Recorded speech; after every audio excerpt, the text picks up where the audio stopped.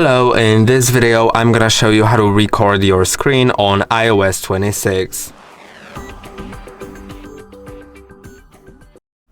To do it, slide down from the right top part of your screen to see this control center. Now I don't have a record screen button, and if you don't as well, then click on plus, click on add a control, and now you'll find screen recording somewhere. Click on that, and this is the screen recording button. Of course, you feel free to place it wherever you want, and feel free to resize it if you wish, so it, for example, has a label.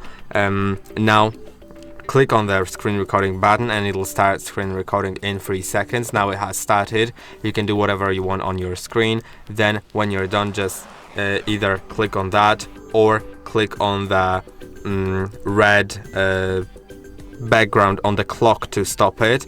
Although if you have a dynamic island, then you need to click on that dynamic island to stop recording. I'm gonna stop it now, and you can see it's saved, but I didn't show you something yet, so bear with me. Slide down from the right top part of your screen to go to the control center, press and hold on it, and now you have different options.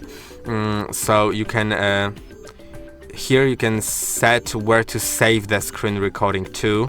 So by default it's to photos, and I think it's the best option. Then you can, once it's saved in photos, you can send it somewhere. But if you wish, you can, for example, set it to TikTok, so it won't get saved on your phone. It'll automatically get sent to TikTok. Then you can start recording from here, and you can enable or disable your iPhone's microphone. So if it's enabled, then it will record as you speak while